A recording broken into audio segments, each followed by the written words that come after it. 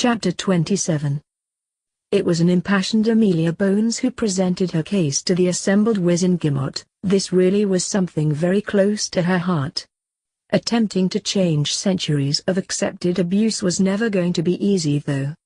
When the first protest came, it was from an unexpected quarter. Amelia had counted on the backing of all the witches in the Wizengamot. Apparently she was wrong to make that assumption. Oh, how she hated that hum, and the false, high-pitched little girl voice that wasn't fooling anyone. Apart from clearly failing the long, slim part of the criteria, Dolores Umbridge was pure Aracuda. I am having difficulty understanding Madam Bones' concern over this matter.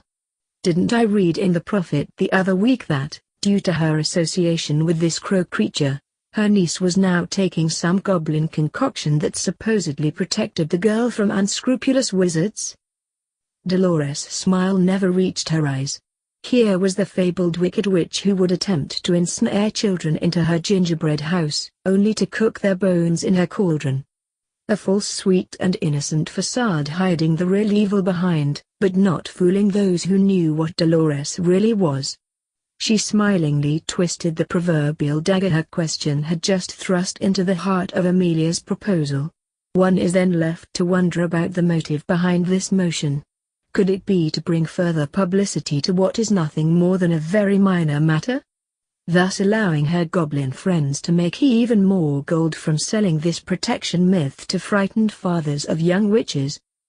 Amelia was livid. Her years spent as Unra had taught her not to waste time and energy by fighting against that anger, but to use that very same anger to aid her in battle. There was no doubt Amelia was now embroiled in a battle she intended to win. Umbridge was not only going down, Amelia was going to bury her for getting personal and introducing Susan into the argument. Wizengamot chamber decorum now allowed Amelia to get personal in her rebuffing of this bitch's argument. The head of the DMLE intended to take full advantage of that. Although Susan is my niece, I have raised her since she was a toddler as both her parents were murdered by Death Eaters. I look on Susan as my daughter and of course want to protect her, just as any parent would. It is perfectly understandable that Madame Umbridge doesn't have the maternal experience to comprehend this emotion. Amelia had a lot more to say, taking Dolores' deliberately misconstrued supposition apart a piece at a time. She is also badly misinformed about the goblin elixir that now protects my niece's virtue and honor. At no point did gold change hands between myself and the goblins over this matter, nor were the other young witches currently using this elixir asked for any form of payment. Harry is one of the most honorable people I have ever met, and he just wanted his friends protected from this vile and very real threat. I for one sleep better at night knowing Susan has this protection, and such a good friend looking out for her. Stick that in your pipe and smoke it, bitch. Amelia though wasn't finished, not by a long shot. Her anger had just sparked a piece of inspiration that might provide a method for swinging everyone behind her proposal. Her voice may have been steady but Amelia's determination to end a perceived wrong shone through. Before us is a motion to criminalize these potions that don't just affect and control witches. For generations, stories have been smugly and almost jokingly bandied about of witches using these type of potions to get a wizard interested in their charms. This behavior has almost become socially acceptable in our society, but it is every bit as wrong as a wizard using these disgusting potions to take advantage of a witch. This bit of truth shook the chamber out of its apathy. Amelia had just made this real for them. She pressed home that advantage. Imagine, if you will, waking up beside a person you would never willingly take to bed. Amelia's attention was currently fixed on Dolores, and not by accident. Now, bad as that is, add in a ring or a child conceived while under the influence of these potions and you have an instant recipe for disaster. Amelia's stare had now focused the chamber's attention onto Dolores. This was unwanted attention that saw Umbridge become red with rage, as wizard after wizard drew the conclusion Amelia had hoped for. The only way a wizard would ever end up in bed with Dolores Umbridge was under the influence of a massive amount of alcohol, or one of these potions. while waking up with a hangover beside Umbridge may be a vomit-inducing scenario, at least they would have the knowledge they must have been far too drunk to have gotten up to anything. These potions were an entirely different matter. Amelia's victory was never in doubt after that, with a discussion on a sliding scale of severity actually taking place before the vote was cast. The final ballot handed a landslide victory to the head of the DMLE, and it would now be illegal to brew, posses and especially use a love potion in Britain. Cornelius had the delighted head of the DMLE in his office for a celebratory drink, and couldn't help but wonder why he hadn't listened to Amelia's counsel more often. This decision today would certainly assist his plans to bring the goblins closer, and he was now certain Amelia would be a great team member to have on his side to help see those plans realized. I would like to offer my personal congratulations on your victory today. You spearheaded that brilliantly through an originally apathetic chamber. I was wondering if you would like the same challenge for a cause that I've been working on? This time though, the chamber might be downright hostile. The minister could see he had piqued her interest, and attempted to make the offer irresistible. What I need from you though is a promise of secrecy, until I'm ready to introduce this to the chamber. Even if you oppose the idea, which I obviously don't think you will, I must still have your promise. Asking to have the head of the DMLE on board meant there was no way this could be something that was even slightly dodgy, and her promise of silence only lasted until the motion was introduced. Okay, Cornelius, I'll bite. Just what are you up to? The minister waited until she'd actually given her word before passing on the information. I want to shut down Arthur Weasley's department, and make him head of a new one that handles all our relations between the Ministry, the Muzz and the Goblins. As Amelia was mentally running through the ramifications of that, she held her glass out for a refill. She took a sip before coming up with questions that got right to the heart of the matter. Weasley is an inspired choice. Old Pureblood family, loves Muzz and has a son who's employed by Gringotts, and also teaches Harry. I'm assuming you're using that connection to sound out the goblins about this proposal. Their responses appear to be very positive, and so far they've not demanded anything that would break the deal. We've been asked to recognize an ambassador who would handle all their dealings with the Ministry. Weasley would be our representative. This made perfect sense to Amelia. For the Ministry to accept an ambassador from the goblins would be the wizards and witches of Britain acknowledging they were a sovereign nation, a large leap up from considering them beasts. With some Wizengamot members thinking Muzz and goblins were equally beneath them, Cornelius might actually have a chance of getting this through the chamber without too much of a fight. Can you tell me anything more? Barchoke's name has been put forward as their first ambassador. This started Amelia laughing. Oh, that is just priceless. Have you a time scale in mind? I was hoping to introduce this at the end of June. A motion that changes laws and charters must sit in the chamber 40 days to allow proper time for discussion, and give any opposition time to build their arguments. During those 40 days I'm gambling on Harry attending the Ministry summer ball, putting public pressure on those hoping to scupper the motion. Finishing off her drink, Amelia gave Cornelius the bad news. Harry won't be in Britain at that time. I've seen his summer plans, because I'll be joining him for part of those holidays. It was now Cornelius' turn to finish his drink. He thought for a moment before being totally honest with his head of DMLE. Amelia, without Harry at that ball, I don't think I can get the votes needed to pull this off. You clearly have information I don't. How can I get Harry to the ball? The problem might be his guests. Harry's invited them on holiday with him. I don't know whether he'd leave those guests and return to Britain, just so he could attend a Ministry ball. The minister was basically thinking out loud now. He needed this to happen. What if we invited his guests too? Just who are we talking about? I see a couple of problems with that. The Bones, Abbotts, Longbottoms and Patils shouldn't pose any political trouble. Neither would Sirius Black and his date. Harry probably wouldn't even consider it ending without Miss Granger, but it's her parents and Barchoke that will be the main obstacles. Can you swing a pair of muzzs and a goblin attending the ministry's premier event? Fudge didn't get to be minister without being able to put a political spin on just about anything. What if we gave the group their own table? Add in the Weasleys as the ministry representative, you would be there as Harry's invited guest. Do you think the Grangers and Barchoke would be accepted for the opportunity to attend the premier magical event in Europe this summer? A ball with the boy who lived as the guest of honor. The goblins made him a centurion for chasing a ghost out of Hogwarts. It's now the ministry's turn to honor our savior. We could even hold it on his birthday, and come up with some kind of gift or award to show how much the Potter's sacrifice means to us. What do you think? I think you have the beginnings of a great idea.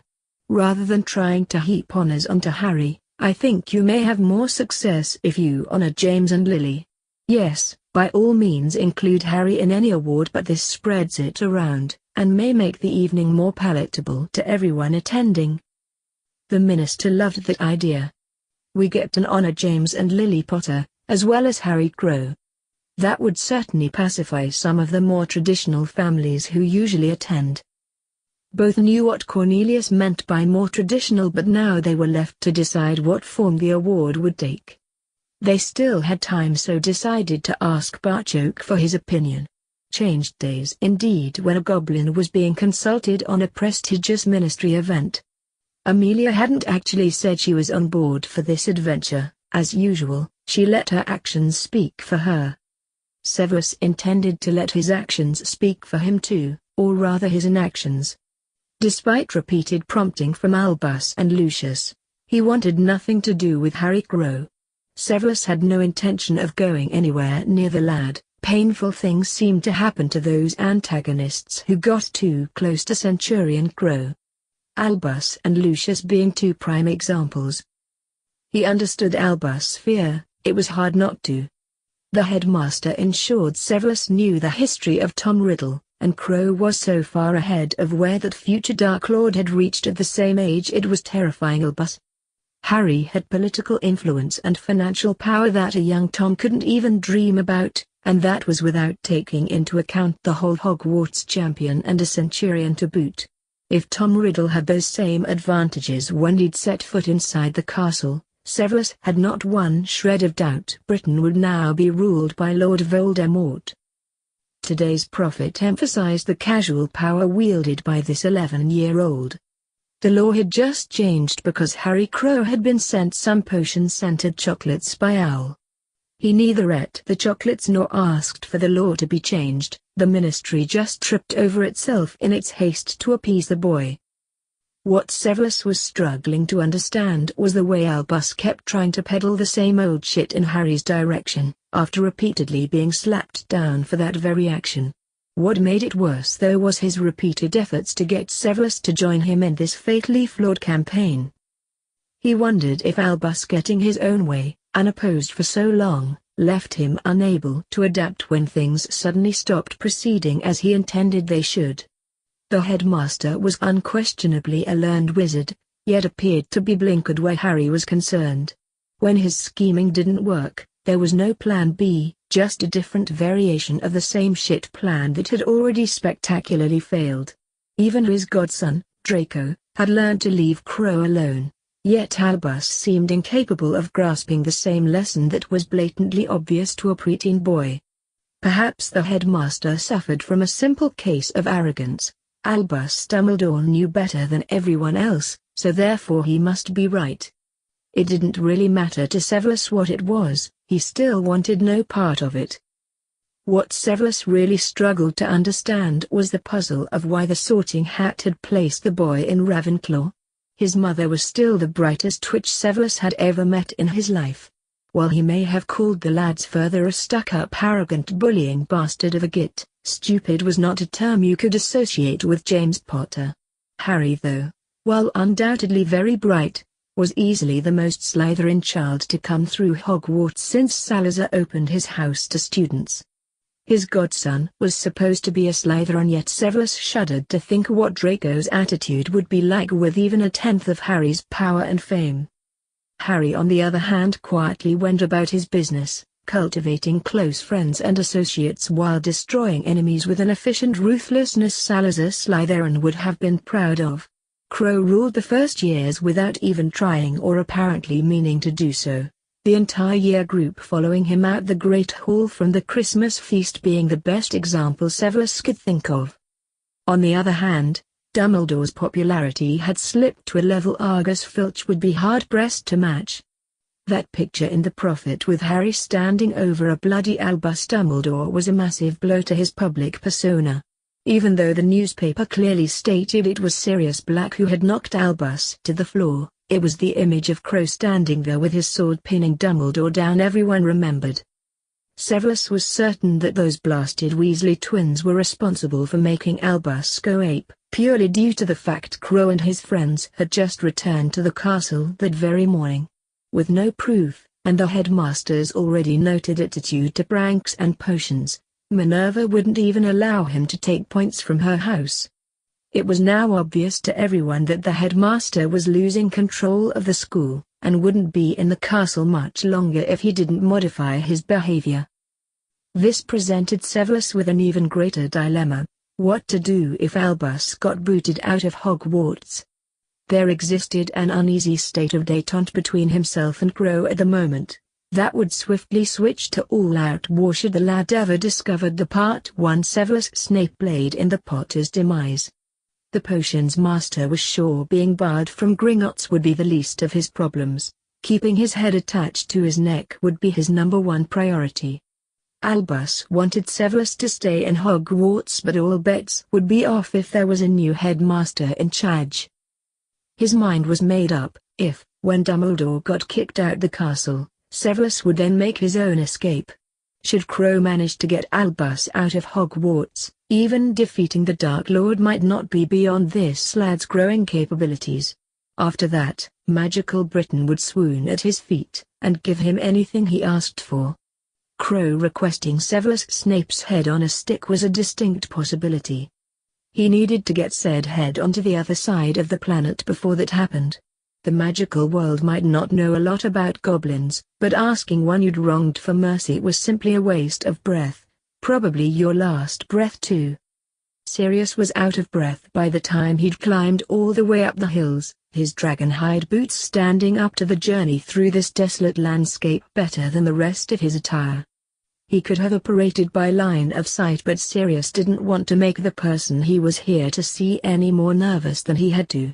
By making his way up the hill, Bloody Mountain, on foot, he would have been visible for ages, and recognizable for at least the last half a mile. He approached the lone figure carefully, making no sudden movements and keeping his empty hands in plain sight. "You're a hard person to find, hidden away in this wilderness. Well, at least I know you're still a marauder. What a prank, putting a wolf in charge of the sheep. How's it going, Shepherd Lupin? You look like shit. At least I'm dressed for the train, and the weather. Who the hell picked your clothes?" "My beautiful blonde girlfriend. It's supposed to be the latest fashion. She's a Swedish vila who's taken pity on an old dog, and my tail has never stopped wagging since. If you think I'm going to say anything other than yes honey to whatever she wants, then you're crazier than you look, Moony." The ragged and weather-beaten man replied with a sarcastic laugh. "Well, I certainly considered me being crazy as one option when I saw you dripping through the heather. The old-timers told me this would happen if I spent too much time up here by myself. Seems they were right. Humor a crazy old werewolf and tell me how you managed to get your badly tailored ass out of Azkaban." Harry and his further sprung me. Remus now had an angry look in his eyes, and a wand in his hand. Harry also sliced clean through the wand of the last wizard who drew on me. "You have no idea how proud I am to say it was Albus Dumbledore he faced down. I've even got the pictures to prove it." He could see this wasn't helping his friend understand, so got serious. "Sorry Moony, I should have said Harry's adopted father. I know better than anyone James and Lily are dead, but I wasn't the secret keeper. I still blame myself for their deaths though. Convincing them to swap to Peter was just stupid. Rat bastard led his master straight to them. He's still out there, Remus, but I had to promise Harry's father I wouldn't go chasing after him. I was told in no uncertain terms that Harry needs his godfather in his life. He also needs his Uncle Moony. Now I know this is real. My imagination could never come up with a story half as crazy as that. Serious, if this is your idea of some bullshit prank, I swear I'll kill you myself. Marauder's honor, Moony. Henrika really is a beautiful blonde Swedish villa. Moony sprang at Sirius and soon they were hugging like long-lost brothers, which is effectively what they were. To 11 and 12-year-olds, anyone out of their teens was considered old. By that method of reckoning, Professor McGonagall was ancient. Using this same measuring scale, the small stooped witch currently standing next to their Transfiguration professor must be Methuselah's mother. It was Neville who provided the witch's identity to his three friends as they took their usual seats in Transfiguration. That's Griselda Markbanks, she's a friend of my Gran's. She is also head of the Wizarding Examination Board. I wonder what she's doing here? OWLs and Newts don't start for nearly 5 weeks, and we're only first year. This caused Hermione to stop as if she'd been poleaxed, earning concerned glances from her friends. I can't believe exams are just over 4 weeks away, and I forgot all about them. I haven't even started revising. Her panic attack would need to wait until later as McGonagall now demanded her class full attention. Good morning, class. As you have already noticed, we have a visitor with us this morning. Madam Markbanks has been testing Hogwarts students since the headmaster sat his newts. I've asked her here today in the hope of gaining her expert opinion on this class. I want this to be a class exercise, so today we will all be working on transfiguring the same type of item. Minerva's wand soon had trays containing teapots landing at the end of each bench. Her students knew what to do with them. If it was anyone else other than Minerva McGonagall asking for this favor, Griselda would have rather impolitely told them to get stuffed. She figured Minnie had discovered a Transfiguration prodigy. Why else would she be handing out teapots to a group of first years? Griselda couldn't quite remember whether the teapot to turtle transfiguration was the end of second year, or the beginning of third. It certainly wasn't taught in first. The ancient witch needed her cane to keep from falling over as student after student completed the transfiguration. That wasn't what made Griselda's head spin though. They were using neither a recognized spell nor wand movements. Minerva soon had a chair configured for her guest before turning back to her class. Very well done. Now, as a treat, I want you spending the rest of the lesson using your imagination to see what else you can transfigure that teapot into. Madam Markbanks and I will be observing, and I better not see anything dangerous on your bench. Minerva conjured a chair for herself and a small table between them. No sooner was the table solid than a tea service appeared on it. The professor poured tea for both of them, since Griselda couldn't take her eyes off the first years. I know exactly how you feel. This breaks the rules of magic we apparently only thought existed. I couldn't tell you about it before, you wouldn't have believed me anyway. This is one of those things you really need to see for yourself. With her hand shaking more than usual, Griselda reached for her tea. Minnie, I'm looking at it, and I still don't believe it. Now, before my old heart gives up in shock, I want you to tell me exactly what we're witnessing here. She was listening to a tale of goblin transfiguration while watching a menagerie of small animals run, scurry and hop around the benches. So now I have a class that are so far ahead of their peers, I have no idea how to proceed into second year. They don't learn spells and there are no books to deal with a situation like this. As a written test, I required an essay on the difficulties of transfiguring inanimate material into a living creature. The essays were astonishing. They didn't waste reams of parchment giving me the wrong spells or back-to-front wand movements. Every single one of them got the fact that it was all about concentration, and their ability to properly imagine the creature they were aiming for. Madam Griselda Markbanks didn't become the head of the exam board because she was stupid. The old witch caught on at once. Strip away the spell and wand movements, that's all there is left. Exactly. This leaves a very big problem though. This is easily the best class I have ever taught, but every single one of them will fail the current OWLN Newt exams. They'll ace the practicals, then fail miserably at the written part, because it's information they don't need to know. I could have them conjuring items in their second year, because every session is spent with a wand in their hand. Do you plan on rolling this out through the school? No, for a few good reasons. I'm having to learn a different way to transfigure myself. It will take a while longer to get the harder spells down. I think that's purely because I've been doing them a different way for most of my life. It's not easy to concede there's a better way to do something that you're a certified master of. I can't ignore what's right in front of me though. There are students in this class who would struggle with traditional methods. You can see for yourself how quickly they're picking this up. Griselda found it impossible to refute what was right in front of her eyes. Minerva though wasn't finished. I'm hoping you can help me with the other reason. If the exams can't be changed, I'm going to have to spend the next 6 years teaching this class spells they will never use. On those headings, I won't teach September's new first year this method.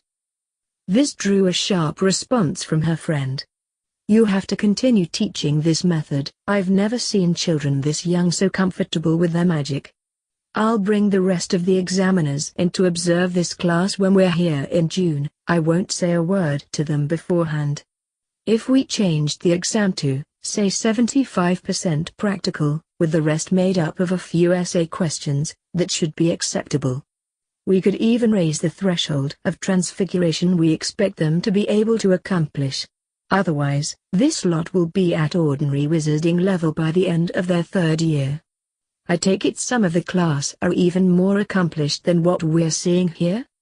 With a smile, Minerva levitated a large block of wood in Harry's direction. She'd hoped Griselda would ask that question.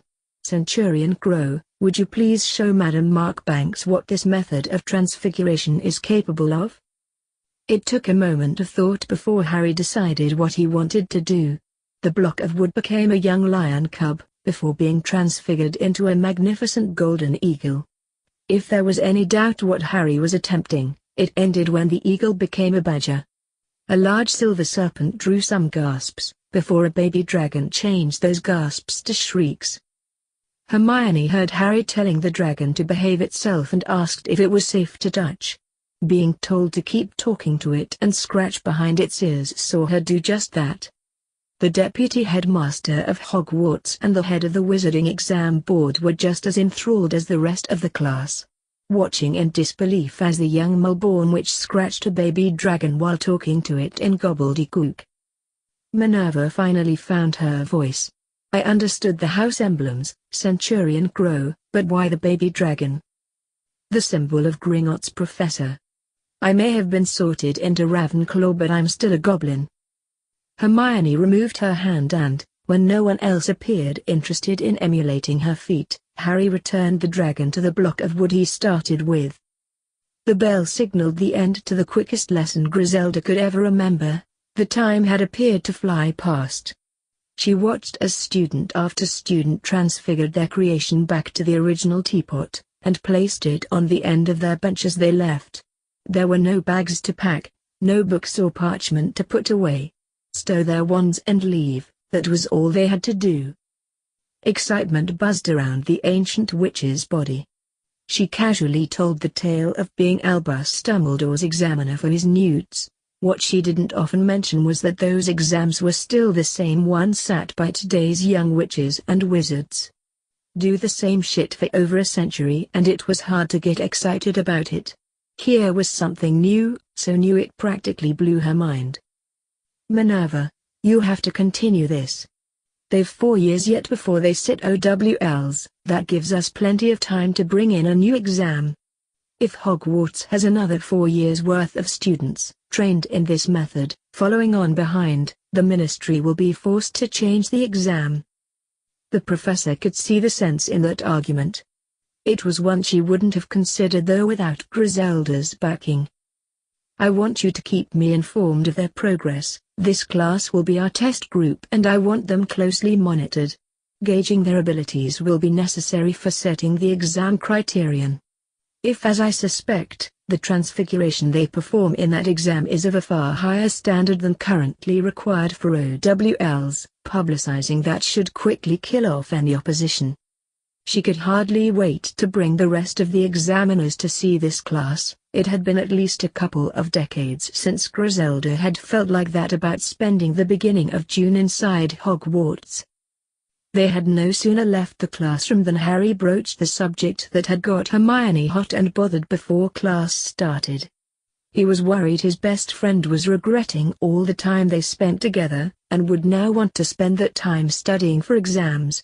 What made it worse in Harry's opinion was that these were exams he was sure they would both ace. "You seem worried about our exams, Hermione. Surely you know you'll be top in all your classes?" "Harry, you're miles ahead in defense, potions and transfiguration. Neville has green thumbs to go with those green fingers of his, and Stargazer Patil here has us all beat in astronomy.